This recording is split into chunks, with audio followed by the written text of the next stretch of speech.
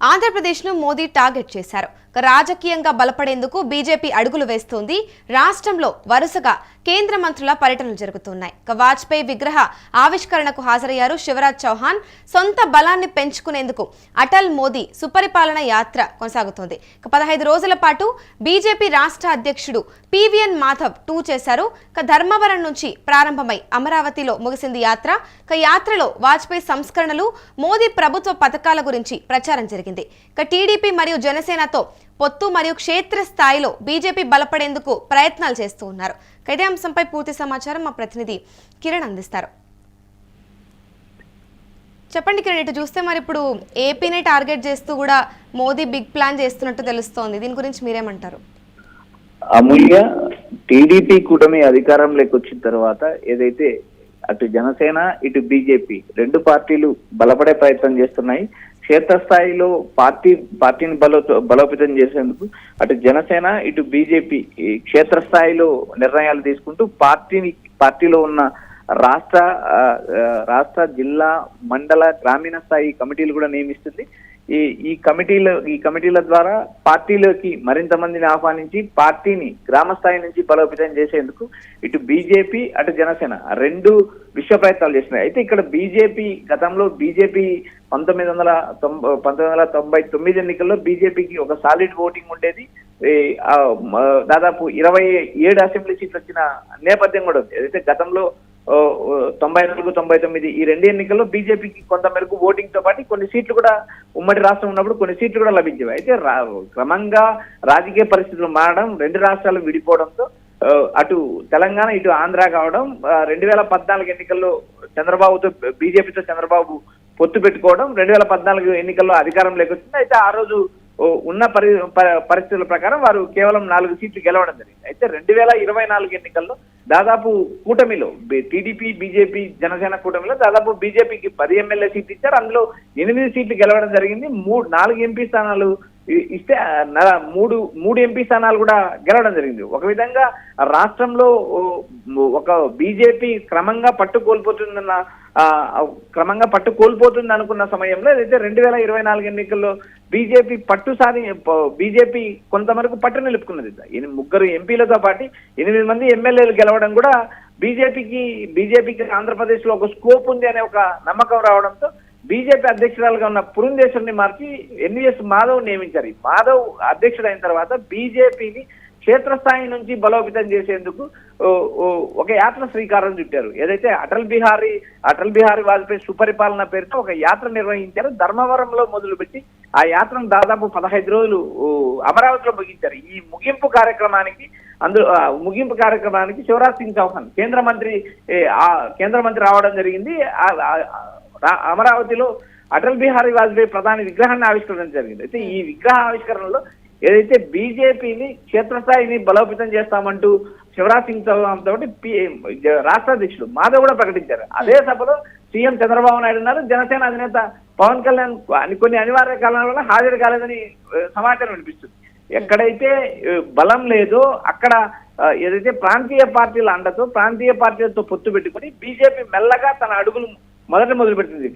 For example కర్ణాటకలో ఇదే పరిస్థితి ఉండేది. జేడీఎస్ బీజేపీ కలిసి ఉండేది. మెల్లమెల్లగా జేడీఎస్ ప్రభావాన్ని తొక్కి బీజేపీ మెల్లమెల్లగా ఏకంగా సొంతంగా అధికారంలోకి వచ్చే పరిస్థితి వచ్చింది. ఇప్పుడు కేరళలో బీజేపీకి అవకాశం లేదు. కేరళలో కేవలం ఒక ఎంపీ గెలిచారు. గత ఎన్నికల్లో ఒక అసెంబ్లీ ఎన్నిక గెలిచారు. కానీ మొన్న జరిగిన స్థానిక ఎన్నికల్లో తిరువనంతపురం మేయర్ పీఠం గెలవడం కాక తిరువనంతపురం ఎంపీ సీట్ ఏదైతే సురేష్ గోపి గెలవడం కూడా జరిగింది. ఇట్లా ఇటు తమిళనాడుకి వచ్చే ఇప్పుడు అన్నాడీఎంకేతో పొత్తు ఇలా రాష్ట్రాల వారికి దక్షిణ భారతదేశంలో ఎక్కడైతే వారి ప్రభావం ఉండదో అక్కడ ఆయా ప్రాంతీయ పార్టీలు పొత్తు పెట్టుకుని బీజేపీ బలపడే ప్రయత్నం చేస్తుంది. ఇక్కడ ప్రధానంగా ఆంధ్రప్రదేశ్ లో కూడా బీజేపీ బలపడడానికి ఇటు జనసేన అటు టీడీపీ రెండు పార్టీలతో పొత్తు కొనసాగిస్తూ మిత్రధర్మం పాటిస్తూ ఎదగడానికి ప్రయత్నం చేస్తుంది. ఇటు పవన్ కళ్యాణ్ తనకు బీజేపీ రోడ్ మ్యాప్ ఇస్తుంది. రోడ్ మ్యాప్ ప్రకారం నేను ముందుకెళ్తానంటూ గతంలో పలుసార్లు ప్రకటించిన పవన్ కళ్యాణ్ కు ఒక రోడ్ మ్యాప్ ఇచ్చారని ఇప్పటికే సమాచారం అందుతుంది. ఎందుకంటే క్షేత్రస్థాయిలో బీజేపీతో పాటు జనసేన కూడా బలపడాలి అంటూ పవన్ కళ్యాణ్ కు ప్రధానమంత్రి మోడీ సూచించారని రాజకీయ వర్గాల్లో ఒక ప్రచారం నడుస్తుంది. అందుకు అనుగుణంగా పవన్ కళ్యాణ్ జిల్లాల పర్యటనతో పాటు పార్టీని కూడా క్షేత్రస్థాయిలో గ్రామీణ స్థాయిలో విస్తరించడానికి ఆయన పలు కమిటీలు నియమించారు.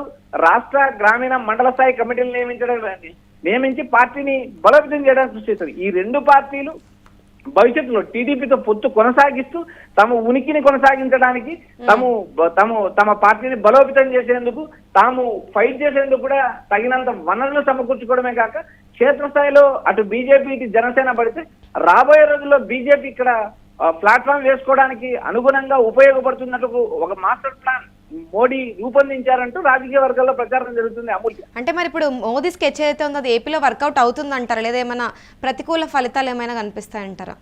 అమూల్య, ఇప్పటికిప్పుడు బీజేపీ అద్భుతాలు సాధిస్తుంది, వచ్చే ఎన్నికల్లో అధికారంలోకి వస్తుంది అని చెప్పే పరిస్థితి ఉండదు. ఎందుకంటే బీజేపీ ఎక్కడైనా ఏ రాష్ట్రంలో అయినా మెల్లగా ఒక్కొక్క అడుగు వేసుకుంటూ ముందుకు సాగుతుంది. ఎందుకంటే మిగిలిన రాష్ట్రాలు కూడా మనం గమనించినప్పుడు ఎక్కడ కూడా ప్రాతినిధ్యం లేని చోట మెల్లగా ప్రాతినిధ్యం సంపాదించి తర్వాత మెల్లమెల్లగా పార్టీలతో పొత్తులు పెట్టుకొని ఆ బీజేపీ బలపడేందుకు ప్రయత్నం చేస్తుంది. బీజేపీ బలపడిన తర్వాత ప్రాంతీయ పార్టీలు తొక్కడం బీజేపీకి సర్వసాధారణం. ఎందుకంటే ఆయా రాష్ట్రాల్లో బీజేపీతో పొత్తు పెట్టుకున్న పార్టీలు తర్వాత కనుమరుగైన పరిస్థితులు ఉన్నాయి. ఇలాంటి నేపథ్యంలో అయితే బీజేపీతో పొత్తు పెట్టుకోవడానికి కొంతమంది ప్రాంతీయ పార్టీలు కూడా భయపడే పరిస్థితి ఉంది. భయపడే పరిస్థితి గతంలో ఉండేది. ఇప్పుడు ఏదైతే ఒక నానుడి ఏదైతే 2014లో నరేంద్ర మోడీ ప్రధానమంత్రి అయిన తర్వాత బీజేపీతో పొత్తు పెట్టుకుంటే అధికారంలోకి వస్తాము అనే ఒక స్లోగన్ నడుస్తూ ఉంది. ఈ స్లోగన్ ప్రకారం ఏదైతే ఆయా రాష్ట్రాల్లో ఇష్టం ఉన్నా ఇష్టం లేకుండా కొన్ని ప్రాంతీయ పార్టీలు బీజేపీతో పొత్తు పెట్టుకునే పరిస్థితి ఉంది. 2024 ఎన్నికల్లో కూడా ఆంధ్రప్రదేశ్ లో చంద్రబాబుతో పొత్తు పెట్టుకోవడానికి బీజేపీకి ఇష్టం లేకపోయినా మధ్యవర్తిగా పవన్ కళ్యాణ్ వ్యవహరించారు. ఇలా ప్రతి రాష్ట్రంలో ఏదో ఒక అంశాన్ని ఏదో ఒక అవకాశాన్ని వినియోగించుకుని బీజేపీ బలపడుతుంది. ఆంధ్రప్రదేశ్ లో దాదాపు బీజేపీకి 8 మంది ఎమ్మెల్యేలతో పాటు 3 ఎంపీలు ఉన్నారు. రాబోయే ఎన్నికల్లో ఈ సంఖ్యను మరింత పెంచుకోవడానికి క్షేత్రస్థాయిలో బీజేపీ బలపడడానికి విశ్వ ప్రయత్నాలు చేస్తుంది. అందులో భాగంగానే ప్రధానమంత్రి మోడీ సంస్కరణలు కావచ్చు, అటల్ బిహారీ వాజ్పేయి సుపరిపాలన కావచ్చు, అటల్ బిహారీ వాజ్పేయి ప్రధానమంత్రిగా ఉన్న టైంలో జరిగిన మేళ్లు, తర్వాత ప్రధానమంత్రి నరేంద్ర మోడీ అయిన తర్వాత జరిగిన సంస్కరణలో భాగంగా ఆయా రాష్ట్రాల్లో క్షేత్రస్థాయిలో బీజేపీని బలోపేతం చేసి ఎక్కడైతే బలహీనంగా ఉన్నారో ఆయా రాష్ట్రాల్లో బీజేపీని బలోపేతం చేసేందుకు ఏదైతే ఆయా రాష్ట్రాల అధ్యక్షులతో ఈ సుపరిపాలన యాత్ర అనే ఒక యాత్రను ఆయా రాష్ట్రాల్లో ఆయా అధ్యక్షులు చేపడుతున్నారు. 15 రోజుల నుంచి 20 రోజులు ఆయా గ్రామీణ ప్రాంతాల్లో పర్యటించి కేంద్ర ప్రభుత్వ పథకాలు ఇవి, కేంద్రం నుంచి వస్తున్న నిధులు ఇవి, ఈ నిధుల వల్లే రాష్ట్రంలో అభివృద్ధి జరుగుతుంది అంటూ బీజేపీ అధ్యక్షులు బీజేపీ క్షేత్రస్థాయి కార్యకర్తలు కూడా ప్రజలకు వివరించే ప్రయత్నం చేస్తున్నారు. గ్రామీణ ప్రాంతాలను అర్బన్ ప్రాంతాల్లో బీజేపీకి కొంచెం పట్టు ఉంటుంది, బీజేపీకి ఓటింగ్ ఉంటుంది. గ్రామీణ ప్రాంతాల్లో బీజేపీకి ఓటింగ్ ఉండదు కాబట్టి గ్రామీణ ప్రాంతాలను టార్గెట్ చేసుకుని ఈ యాత్రలు నిర్వహిస్తున్నారని రాజకీయ వర్గాల్లో ఒక ప్రచారం జరుగుతుంది. అమూల్య, థ్యాంక్ యూ కిరణ్. ప్రస్తుతం చూసుకుంటే ఆంధ్రప్రదేశ్ను మోదీ టార్గెట్ చేశారు. రాజకీయంగా కూడా బలపడేందుకు బీజేపీ అడుగులు వేస్తుంది. రాష్ట్రంలో వరుసగా కేంద్ర మంత్రులు పర్యటనలు చేస్తున్నారు. వాజ్పేయి విగ్రహ ఆవిష్కరణకు హాజరయ్యారు శివరాజ్ చౌహాన్. సొంత బలాన్ని పెంచుకునేందుకు అటల్ మోదీ సుపరిపాలన యాత్ర కొనసాగుతోంది. 15 రోజుల పాటు బీజేపీ రాష్ట్ర అధ్యక్షుడు పివిఎన్ మాధవ్ టూర్ చేశారు. ధర్మవరం నుంచి ప్రారంభమై అమరావతితో ముగిసింది యాత్ర. యాత్రలో వాజ్పేయి సంస్కరణలు, మోదీ ప్రభుత్వ పథకాల గురించి కూడా ప్రచారం జరిగింది. చూసి పెరిగి ఆయన యొక్క అనేక రకాల విషయాలు అతి దగ్గరగా కూడా చూడగలిగే ఒక సౌభాగ్యం కలిగిన నాకు భారతీయ జనతా పార్టీ రాష్ట్ర అధ్యక్షుడిగా బాధ్యత వచ్చిన తర్వాత అతి తక్కువ కాలంలోనే ఆయన శత జయంతిని ఆంధ్రప్రదేశ్లో ఘనంగా చేయాలి అని ఒక ఆలోచన కలిగి ఏం చేస్తే బాగుంటుందని ఒక తలంపుతో ప్రతి జిల్లాలో ఆయన యొక్క విగ్రహాన్ని ఆవిష్కరించి ఏ విగ్రహం ద్వారా మనందరికీ కూడా తప్పనిసరిగా స్ఫూర్తి ఈ తరానికి రాబో తరానికి కూడా కలిగే అవకాశం ఉంటుందో అటువంటి విగ్రహాన్ని ఆవిష్కరించాలని ఒక ఆలోచన వచ్చిన వెంటనే మన గౌరవ ముఖ్యమంత్రి చంద్రబాబు నాయుడు గారి దగ్గరికి వెళ్ళి ఈ ఆలోచన చేస్తున్నామంటే ఆయనే చెప్పాడు, నాకు అత్యంత ఇష్టమైన నాయకుడు ఎవరైనా ఉన్నారు అంటే అటల్ బిహారీ వాజ్పేయి. ఆయన యొక్క ఆత్మీయత, ఆయనతో కలిసి నేను తిరిగిన అనేక రకాల సందర్భాలు గుర్తు చేసుకుంటూ నేనే నిర్వహిస్తానన్నాడు. నేను అయ్యా మా పార్టీకి సంబంధించిన నేత, ఆయన పార్టీ వేరు కాదు, ఆ విధంగా పెరిగిన వ్యక్తి. 70 వసంతాలు సామాజిక జీవితంలో పార్టీ భారతీయ జనసంఘ్ పూర్వరూపం నుంచి భారతీయ జనతా పార్టీ వరకు జరిగిన ప్రయాణం కాబట్టి ఈసారి భారతీయ జనతా పార్టీ ఆధ్వర్యంలో చేస్తాము. అంటే తప్పనిసరిగా చేయండి.